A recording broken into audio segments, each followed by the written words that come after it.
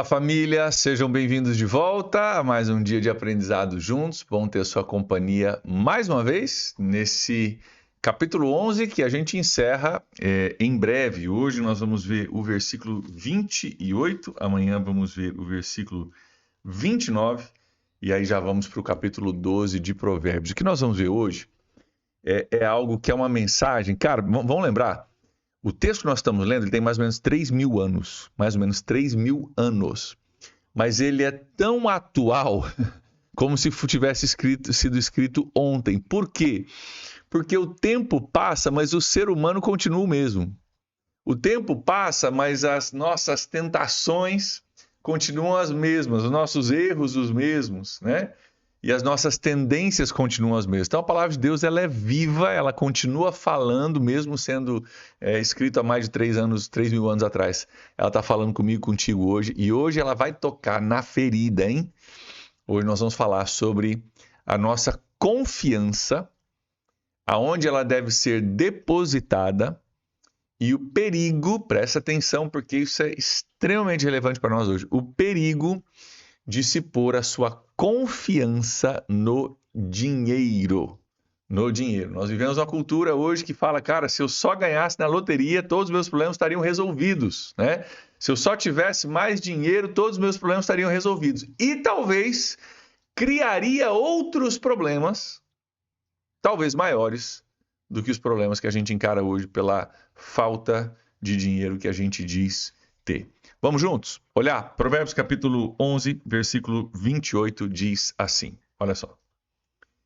Quem confia em suas riquezas, certamente cairá, mas os justos florescerão como a folhagem verdejante. Quem confia nas riquezas, certamente, olha só, cairá, mas os justos vão florescer como a folhagem verdejante. Está falando aqui de algo que nós precisamos compreender. Porque é interessante, né? Na última vez nós falamos sobre dar generosamente. Aquele que dá generosamente aumenta a sua riqueza, aquele que retém até o que deveria dar, cai na pobreza. Aqui, mais uma vez, está tratando de dinheiro também. Aliás, a Bíblia trata sobre dinheiro e recurso, nosso relacionamento com dinheiro e recurso, mais de 2.000 vezes, mais de 2.000 versículos falam sobre isso. Por quê? Porque é importante. E porque a Bíblia entende muito, muito bem o quanto a gente tem a tendência de confiar no dinheiro. Não é só, algumas pessoas lá fora, né, que não conhecem Jesus têm a tendência. Não, gente, eu e você temos a tendência de confiar no dinheiro. Eu fui pesquisar uma coisa nessa leitura, no meu estudo aqui, para ver se no hebraico era a mesma palavra. E é a mesma palavra. Essa palavra confiar que está aqui, em o perigo, né? Quem confia nas suas riquezas certamente cairá, é a mesma palavra lá de Provérbios, capítulo 3, versículo 5, meu texto favorito da Bíblia. Confia no Senhor de todo o seu coração. Vamos lá, para Provérbios 3, 5, para a gente ver o contraste, tá? Quem confia na riqueza, certamente cairá. Já a promessa de Provérbios 3, 5 a 7 é o seguinte, ó. Confie no Senhor de todo o seu coração e não se apoie no seu próprio entendimento. Reconheça o Senhor de todos os seus caminhos e Ele endireitará as suas veredas. Não seja sábio aos seus próprios olhos, evite o mal, né? E assim por diante. Ó, honre o Senhor com todos os seus recursos. Está aqui dinheiro também. Mas ó, esse confie no Senhor do versículo 5 aqui é a mesma palavra confie no Senhor do capítulo 11, versículo 28. Quem confia em suas riquezas. Então, ele está falando aqui de um nível de confiança, de um tipo de confiança, de você construir a sua vida como se o seu Senhor e Salvador fosse dinheiro. Gente, tem gente hoje que vive com dinheiro como seu Senhor e seu Salvador. Vamos falar bem a verdade? Tem gente hoje que vive, e você precisa medir se você é um deles, com o dinheiro como Senhor e Salvador. Senhor, porque eu sirvo o dinheiro. Eu trabalho pelo dinheiro. Abro mão de algumas coisas pelo dinheiro. Deixo minha família para trás pelo dinheiro. Né? Comprometo minha saúde pelo dinheiro. Não vou para a igreja porque eu estou correndo atrás do dinheiro. É o Senhor. Aí o dinheiro virou Senhor. Jesus falou sobre isso, né? Sobre mamão. Você não pode servir a dois senhores. Ou você vai servir o Jesus ou você vai servir o dinheiro. Tem gente que vive hoje com dinheiro como Senhor. E também tem gente que vive com o dinheiro hoje como salvador. Como se, cara, salvação da pátria, salvação da lavoura, salvação da minha vida, né? O que vai resolver os meus problemas é o dinheiro. Se eu tiver mais um pouco de dinheiro, eu resolvo todos os problemas. Gente, você pode até resolver alguns problemas terrenos finitos e, de certa forma, não tão importantes.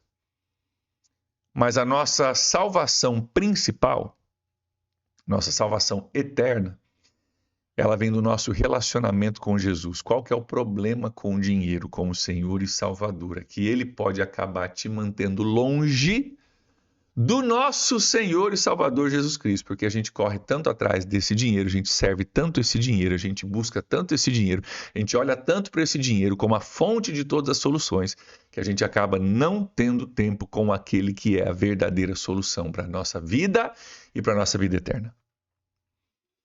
Eu sei que o assunto aqui não é sobre oração, né? Mas a gente fala com frequência que às vezes tem 5 minutos de oração que resolve o que 5 horas de trabalho não resolveria.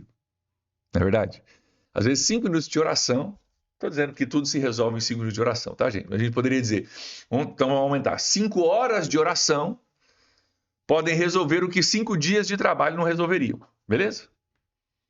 5 dias de oração que 5 semanas não resolveriam. E o que acontece é que a gente acaba invertendo isso, perdendo isso de vista, porque a nossa sociedade ela é tão focada em dinheiro, dinheiro é a solução de tudo, dinheiro é felicidade. E a gente perde vistas de que a gente acaba confiando no dinheiro como Senhor e Salvador. E esquecendo que eu preciso, na verdade, servir a um Senhor somente, a Jesus, e o meu Salvador é Jesus. O dinheiro pode ser uma boa ferramenta, pode ser uma coisa útil para resolver alguns problemas, mas o dinheiro também pode causar problemas ainda maiores. O dinheiro pode causar problemas muito maiores, inclusive, do que ele pode resolver. E só para você pegar isso, eu quero ler contigo um pouquinho sobre isso. Tem um texto muito conhecido que fala um pouquinho sobre isso e que vale a pena a gente ler. Deixa eu só encontrar ele aqui. Perdi ele, cadê ele? Ah, tá aqui. 1 Timóteo, capítulo 6, versículos 9 e 10. Vamos olhar. 1 Timóteo, capítulo 6, versículos de 9 a 10. Se você não tem esse texto anotado aí, se você não conhecia esse texto, vale a pena conhecer. 1 Timóteo 6, 10. Olha o que diz aqui, ó. 6, 9 e 10, perdão. Aqui, versículo 9. Gente, olha como isso é atual para nós hoje. Os que querem ficar ricos caem em tentação, em armadilhas e em muitos desejos descontrolados e nocivos que levam os homens a mergulharem na ruína e na destruição. Pois o amor ao dinheiro é a raiz de todos os males. Algumas pessoas, por cobiçarem o dinheiro, desviaram-se da fé e se atormentaram com muitos sofrimentos. Se atormentaram com muitos sofrimentos. O que ele está dizendo aqui, gente? Os que querem ficar ricos, não é que você não deva querer melhorar de vida, mas é que ele está dizendo assim, cara, esse é o alvo da minha vida, é ficar rico. Eu estou atrás, eu tenho um alvo, eu quero ficar rico. Os que querem ficar ricos, os que são definidos, definem a sua vida. Cara, o que é o alvo da sua vida? Eu quero ficar rico. Olha o que diz a Bíblia. Caem em tentação. Por quê? Porque para eu ficar rico rápido, eu tenho que cortar, eu tenho que negociar alguns valores. Tem que fazer uns negocinhos por baixo da mesa, tem que dar uma ajeitadinha daqui, uma ajeitadinha dali, um jeitinho, né? Tem que dar uma conversadinha aqui, né? Uma esquivada ali, uma mentirazinha aqui. Então caem em tentações porque querem ficar ricos, esse é o alvo principal, não é ter integridade, não é ter justiça, não é buscar o reino de Deus, não é viver de acordo com os princípios de Deus, é ficar rico. Então se o alvo é ficar rico, cara, vamos fazer o que a gente precisa fazer para ficar rico o mais rápido possível. Caem muitas tentações, em armadilhas e muitos desejos descontrolados e nocivos. É o quê? Eu faço o que for necessário. Eu vendo a minha alma para ficar rico. Faço o que for necessário. Abandono valores, abandono igreja, abandono família, abandono um monte de coisa. Largo meus filhos, não vejo meus filhos, não vejo minha esposa. Perco tudo para ganhar a riqueza. Né?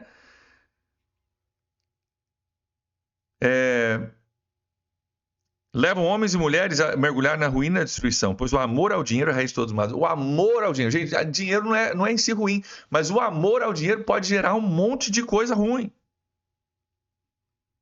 E algumas pessoas, por cobiçarem o dinheiro, versículo 10, por cobiçarem o dinheiro, desviaram-se da fé, abandonaram a fé cristã, porque estão correndo atrás de dinheiro. Não tem tempo para correr atrás de Jesus, não. Estão correndo atrás de dinheiro.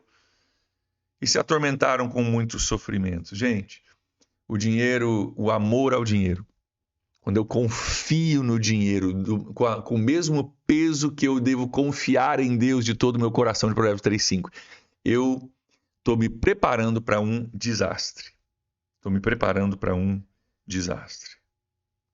Olha só que interessante o versículo 8 aqui de 1 Timóteo capítulo 6. Vai dar um contraste para nós. Olha aqui o que diz. De fato, a piedade com contentamento é grande fonte de lucro, pois nada trouxemos para esse mundo e nada dele podemos levar. Por isso, tendo o que comer e com o que nos vestir, estejamos com isso satisfeitos. Aí que ele vai entrar aqui, né? Os que querem ficar ricos nesse mundo. Tal. Ele diz, cara, quer saber a receita para a gente que é cristão, que temos um Senhor e um Salvador, que não é o dinheiro? Cara, a piedade com contentamento, piedade. Então, eu viver para Deus, viver uma vida piedosa, viver uma vida para Deus com contentamento, grato por aquilo que eu tenho, é grande fonte de lucro. Sabe por quê? É qualidade de vida.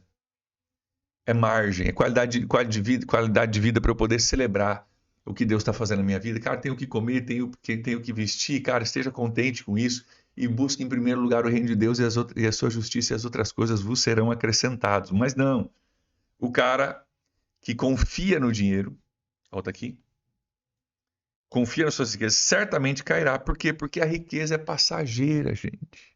A riqueza é passageira. Isso a Bíblia fala em vários outros lugares. Eu não vou ler todos eles aqui por causa de uma questão de tempo, tá? Mas, ó, Salmo 62, 10, Provérbios 23, 5. Deixa eu ler Provérbios 23, 5 para vocês verem como isso fala aqui. Provérbios 23, 5. Só para a gente... Você vê que eu não estou tirando isso da minha cartola, tá? Nós vamos chegar em Provérbios 23, 5. É um dos textos que nós vamos ler. Mas olha só, Provérbios 23, 5. As riquezas desaparecem assim que você as contempla. Elas criam asas e voam como águias pelo céu. Gente, riqueza está aqui hoje, amanhã vai embora. Né?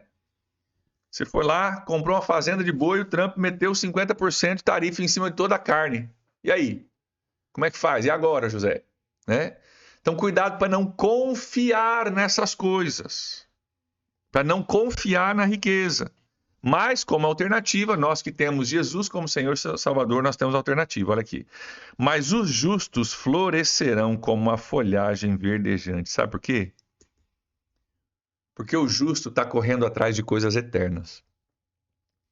O justo ele está buscando viver uma vida que agrada a Deus. O justo está buscando viver uma vida em santidade. O justo está buscando ter uma ética e uma moral correta. O justo ele não pula etapas para conseguir ficar rico rapidamente. E o justo, no dia que ele estiver diante de Deus para prestar contas, ele nem vai ter que se preocupar em prestar contas de muita coisa, porque ele tem Jesus como Senhor e Salvador e ele buscou viver uma vida priorizando valores eternos. Eternos. Queridos, se você tem Jesus como seu Senhor e Salvador, você vai prestar conta de como você viveu sua vida aqui na Terra, mas você não vai prestar conta do seu pecado, porque o seu pecado já foi perdoado. Quem vai prestar contas do seu pecado é aquele que passou a sua vida toda tentando correr atrás de dinheiro e tinha como seu Senhor e como seu Salvador o dinheiro. Então resta uma pergunta para nós, né? Porque o nosso tempo já estourou. Quem que você tem como Senhor e Salvador? Muita gente confia no dinheiro como Senhor e Salvador e usa Jesus como um cara que vai me ajudar a chegar lá mais rápido. Sabe aquela história de vou para a igreja para pegar minha bênção? Gente, nós vamos para a igreja para a gente adorar Jesus. Se eu vou para a igreja para pegar a minha bênção, então a igreja é um meio para um fim. E o fim é a minha bênção. E a igreja se torna o meio. Quando eu entendo que eu vou para a igreja para encontrar com aquele que é o Senhor, meu Senhor e Salvador, para cultuar a Ele, para adorar o nome dEle junto com outros irmãos, por causa daquilo que Ele já fez por mim, isso muda o jogo. Então, que nós possamos corrigir o nosso relacionamento com dinheiro. É uma ferramenta maravilhosa, um ótimo servo, péssimo senhor. A gente já tem falado isso aqui. E que Deus nos ajude a nos desintoxicar do ensinamento que a nossa cultura nos bombardeia todos os dias. Todos os dias você vê uma propaganda para uma viagem bacana, um cara que comprou um carro novo, um lanche novo que foi lançado no McDonald's, que se você for lá e comprar, já viu propaganda do McDonald's, né? Igual a propaganda Doriana, né? Família tudo feliz, sorridente, o sol, né, nascendo, entrando pela janela, as flores, né, todas coloridas e tal. Como se a vida vai ser perfeita se você comprar a Doriana.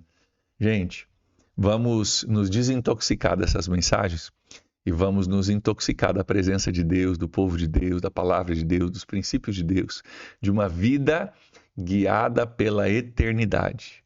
Esse é o alvo correto, se você quer ter sucesso na vida. Eu espero que você tenha sucesso baseado e balizado pelos princípios da palavra de Deus que nós estamos estudando aqui. Amém? Vamos orar?